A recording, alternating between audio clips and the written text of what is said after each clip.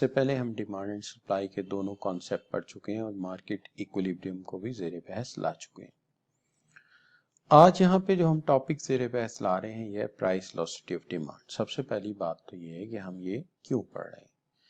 देखिए, पर्टिकुलरली अगर हम डिमांड की बात करते हैं तो हम कहते हैं कि जब भी प्राइस कम होगी डिमांड में इजाफा होगा, जब भी प्राइस में इजाफा होगा डिमांड में कमी आएगी।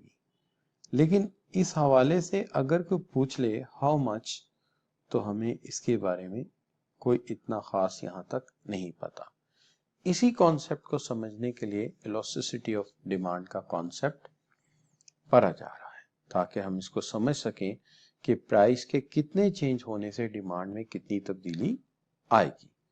सो इसको हम कह सकते हैं it is responsiveness of demand to a change in price, कि प्राइस के चेंज होने पर डिमांड उसको कितना रिस्पॉन्स देती है। So it is percentage change in demand due to percentage change in price.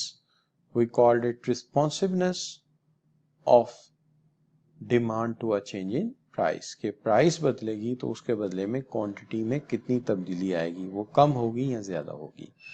जब भी किसी चीज को मेजर करना हो सबसे पहले उसके स्केल को समझना चाहिए। तो यहाँ पे हमने स्केल सेट किया है। अगर प्राइस में जितनी चेंज आए डिमांड में उतनी ही चेंज आएगी तो फिर हम इसको कहेंगे ये यूनिटी इलास्टिक है। मिसाल के तौर पे फर्ज कर लीजिए कि प्राइस में भी 10% चेंज आया है और क्वांटिटी डिमांडेड में भी 10% चेंज आया है, तो अगर दोनों में बराबर चेंज आया तो हम इसको कहेंगे कि it is equal to unity. अब अगर आप मेरा ये डायग्राम देखें तो ये जो मैंने वर्टिकली यहाँ पे एक एरो बनाया है और यहाँ हॉरिजॉन्टली अगर आप ये फासला या स्पेस को भी देखें तो आपको अंदाजा हो जाएगा कि यहाँ पर जितना प्राइस में चेंज आया है उतना ही डिमांड में चेंज आया है। यही वजह है कि यहाँ पर अगर आप डिमांड कर्व की स्लोप देखें तो ना तो ये आपको फ्लैट नजर आएगा और ना ही ये आपको बहुत ज्यादा स्टीप नजर आएगा, ये मॉडरेट है।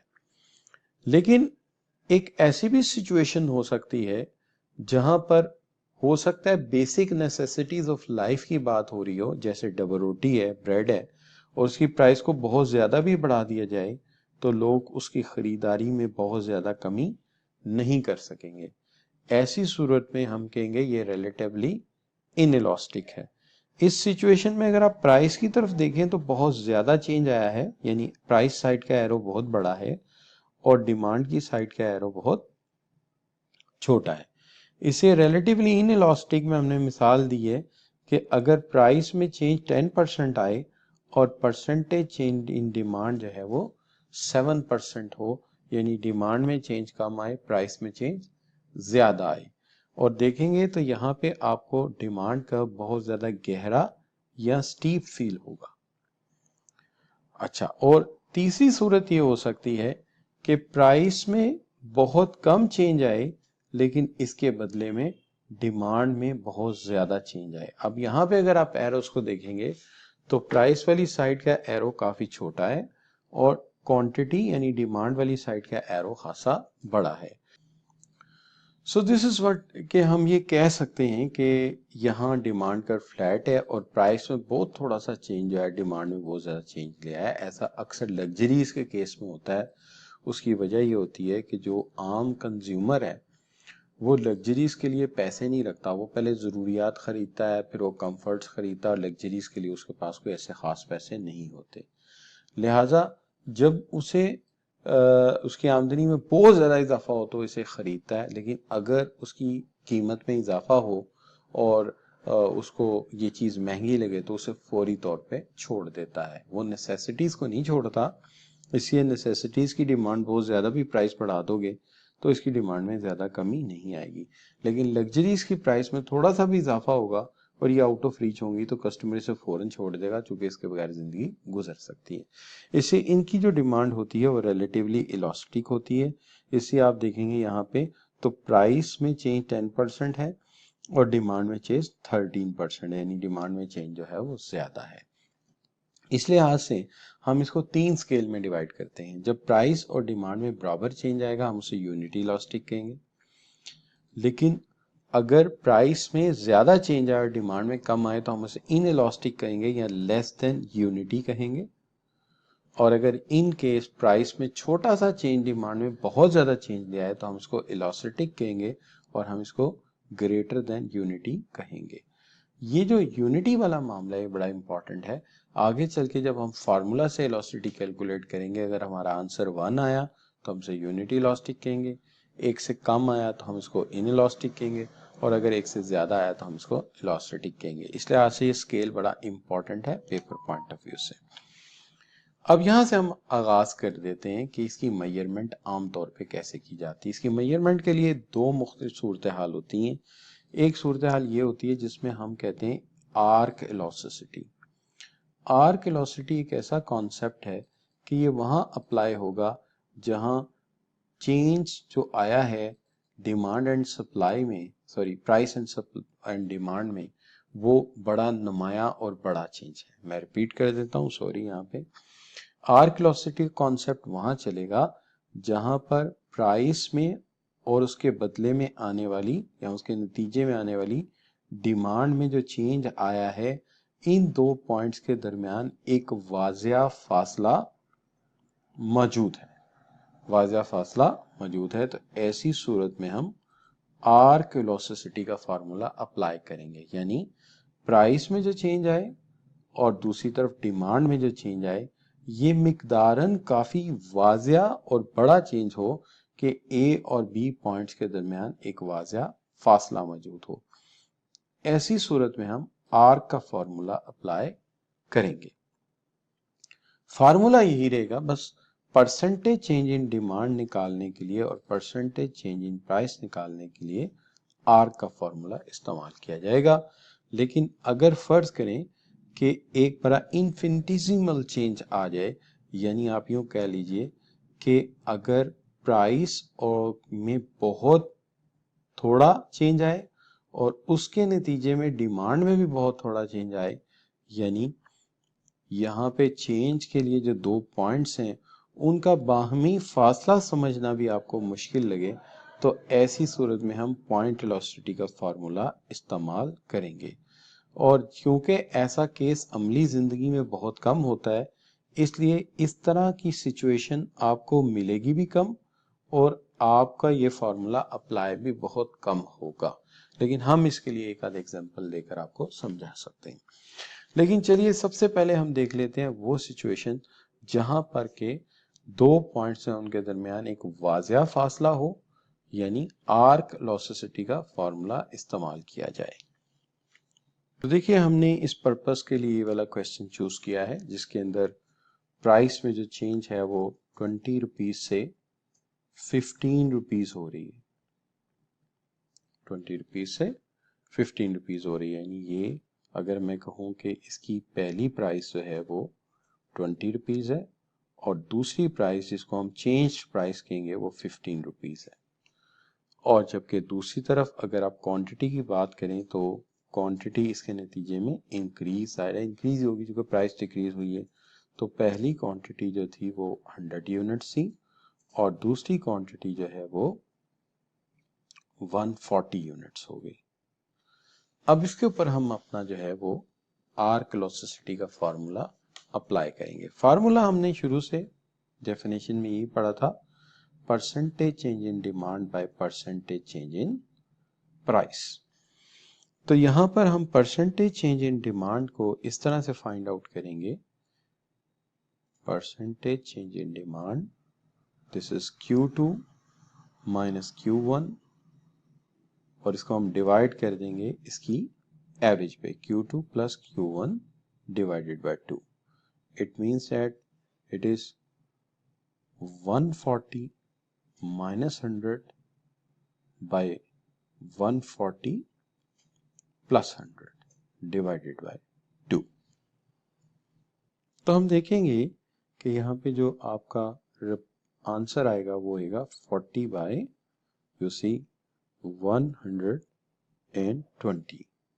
इट मींस दैट इसका जो आंसर आएगा यानी इसके न्यूमरेटर का वो 3.33% होगा।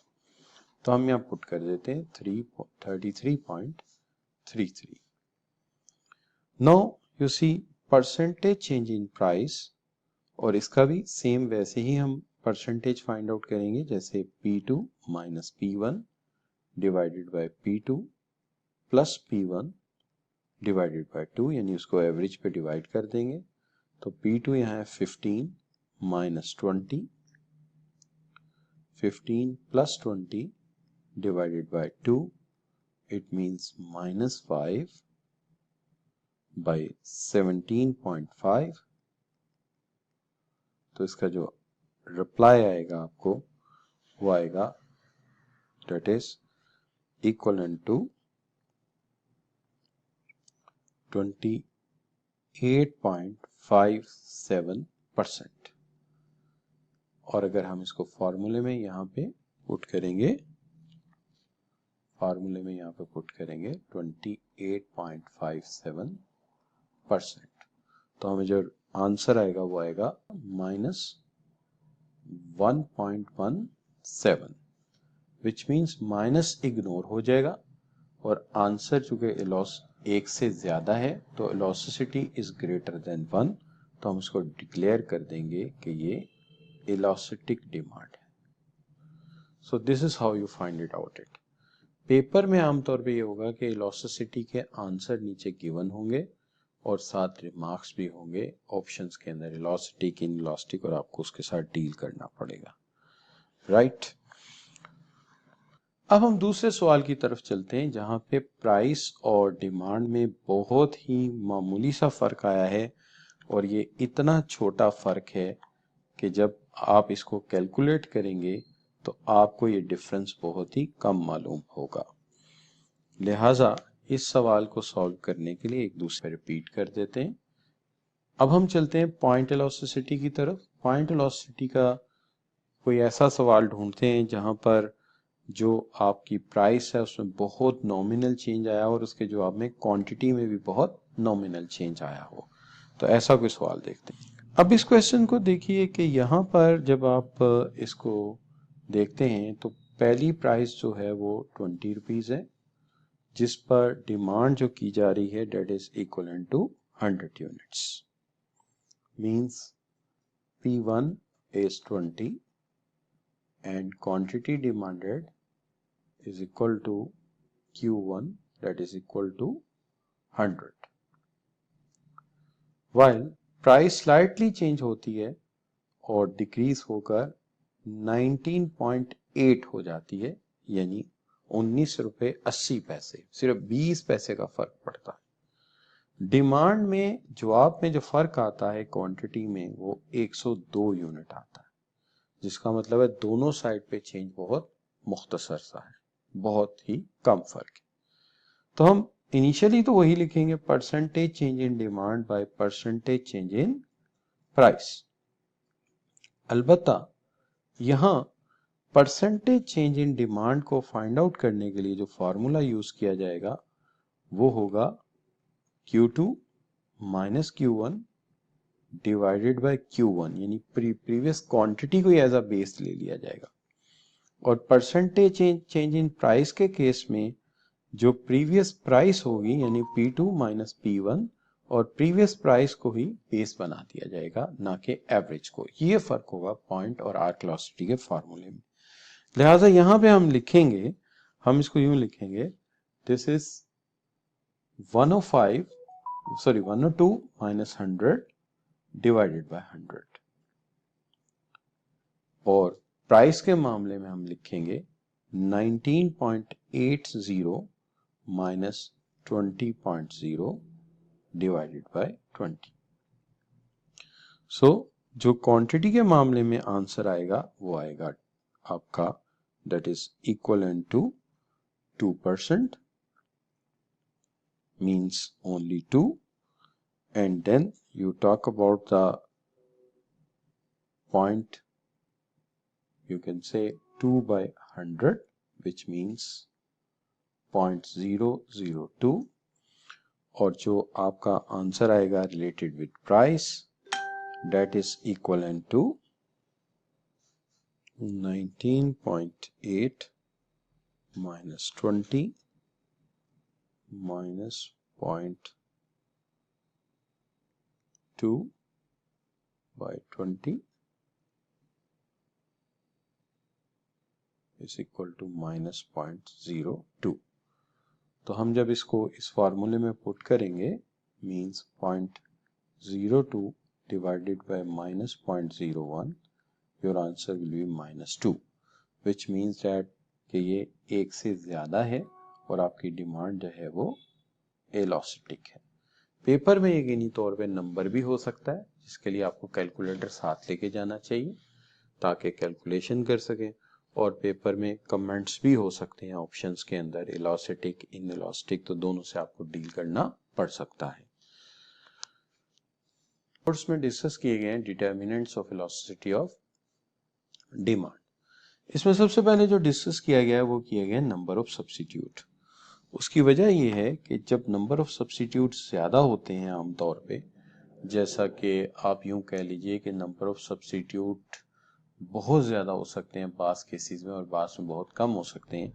जब भी सब्स्टिट्यूट ज़्यादा होंगे आपकी डिमांड जो है वो इलास्टिक होगी, बिकॉज उसकी वजह ये है कि आपकी डिमांड इलास्टिक इसलिए होगी कि ज़रा सी भी कीमत अगर कंपनी बढ़ाएगी तो बहुत सारे कस्टमर जो हैं उस प्रोडक्ट को छोड़ के चले जाएंगे, चूँकि वहाँ पे सब्स्टिट्यूट मौजूद है। इसकी एग्जांपल हो सकती है बाथ सोप। अगर बाथ सोप जो है 1 रुपये या 2 रुपये भी आप महंगा करोगे तो बहुत सारे कस्टमर मुतबादिल प्रोडक्ट पे स्विच कर जाएंगे, इसलिए जिस प्रोडक्ट के सब्स्टिट्यूट ज़्यादा होंगे उसकी डिमांड इलास्टिक होगी। इसके कंपेयर में वो प्रोडक्ट जिसके सब्स्टिट्यूट बहुत कम होंगे, जैसे शुगर के पेशेंट जो है इंसुलिन इस्तेमाल करते हैं, जो इंसुलिन उन्हें सूट करती है, अगर उसकी कीमत बहुत ज़्यादा बढ़ा भी दी जाए तो वो उसे हर सूरत ख़रीदने की कोशिश करेंगे। लिहाजा जिन प्रोडक्ट के सब्स्टिट्यूट नहीं होते उनकी डिमांड इनइलास्टिक होती है। मिसाल है इसकी इंसुलिन, जबकि इलास्टिक की मिसाल मैंने दी है बाथ सोप की। इसके बाद आ जाते हैं प्रोपोर्शन ऑफ इनकम। कहा यह जाता है कि जिन प्रोडक्ट्स पर हम बहुत ज़्यादा प्रोपोर्शन ऑफ इनकम, अपनी आमदनी का बहुत ज़्यादा हिस्सा इस्तेमाल करते हैं, आमतौर पे उनकी डिमांड रिलेटिवली इलास्टिक होती है। और उसकी वजह ये होती है कि जो कंज्यूमर है वो ये सोचता रहता है कि यार मेरी इनकम का इतना हिस्सा इस पे खर्च हो जाता है, तो मैं ऐसा क्यों ना करूं, इसका कोई मुतबादिल ढूंढूं। जैसे कि हमारा बहुत ज़्यादा पैसा पेट्रोल पे लग जाता है तो हमारी गाड़ियों में कभी सीएनजी आ जाती है, कभी हम हाइब्रिड गाड़ी की तरफ जाते हैं और कभी ईवी की तरफ जाते हैं। इनके अपोजिट में अगर आप सोचते हो तो ऐसा है कि जिन चीज़ों पे बहुत कम पैसे लगते हैं उनकी डिमांड इनइलास्टिक होती है। जैसे कि बहुत ज़्यादा नॉमिनल प्राइस हमारे मुल्क में है साल्ट की, नमक की, तो प्राइस जो है वो बहुत ज़्यादा भी बढ़ाएंगे तो कितनी बढ़ा लेंगे। लेट्स से एक साल्ट का पैकेट 50 रुपए का आप 75 का कर दोगे, 75 का 100 का कर दोगे, लेकिन ये आमदनी के मुकाबले में इतना कम हिस्सा है कि इसके बारे में कोई सिग्निफिकेंटली सोचेगा ही नहीं, तो इसकी प्राइस बढ़ने से भी इसकी डिमांड पे कोई फ़र्क नहीं पड़ेगा। इसकी निस्बत जो पेट्रोल है, चूँकि वो बहुत ज़्यादा आमदनी का हिस्सा खा जाता है, तो उसके मुतबादिल पे हम सोचते रहते हैं, उसकी डिमांड लॉन्ग रन में इलास्टिक हो जाएगी। अब जहां तक सवाल है कि अगर हम बात कर लें नेचर ऑफ गुड्स के ऊपर, नेसेसिटीज ऑफ लाइफ की डिमांड हमेशा इनइलास्टिक होगी। जैसे ब्रेड की डिमांड, ब्रेड बहुत महंगी भी कर दोगे तो लोग ये नहीं करेंगे कि ब्रेड कम खाएं, वो ज़रूरत है इस्तेमाल करेंगे। लेकिन इसकी निस्बत लग्जरीज जैसे कि कोई LCD TV off big size या बहुत ज़्यादा लग्जरियस कार है, अगर आप उसे थोड़ा सा भी महंगा करेंगे तो अक्सर लोग इसको ड्रॉप कर देंगे, कहेंगे कि हमारा इसके बगैर भी गुजारा हो रहा है। इसी तरह फिर एक मसला है टाइम, आपके पास कितना है, ड्यूरेशन कितना है। अगर कोई चीज़ खरीदने के लिए आपको बहुत कम टाइम दिया जाए तो उसकी डिमांड इनइलास्टिक होगी। जैसे अक्सर हमें स्कूल जब हम जा रहे होते हैं और हमारे बच्चे का ड्राइंग का पेपर होता है तो बिल्कुल स्कूल के बाहर जाके याद आता है कि हमारे पास तो कलर्स पेंसिल ही नहीं है, और उस वक्त कलर पेंसिल जो है स्कूल के बाहर जो शॉप है वो जो प्राइस मांगे आपको देनी पड़ेगी। लेकिन अगर इसका बहुत पहले पता लग जाता तो शायद हम मेन मार्केट में जाके थोड़े सस्ती प्राइस पे से खरीद सकते। लिहाजा अगर शॉर्ट टाइम होगा तो अल्टीमेटली प्राइस आपको ज्यादा पे करनी पड़ेगी। होप आपको यहाँ तक बात समझ आई होगी डिटरमिनेंट से रिलेटेड। तो यहाँ पर आके हम वेलोसिटी ऑफ डिमांड के जो कॉन्सेप्ट है इसको हम फाइंड अप करते हैं। Thank you.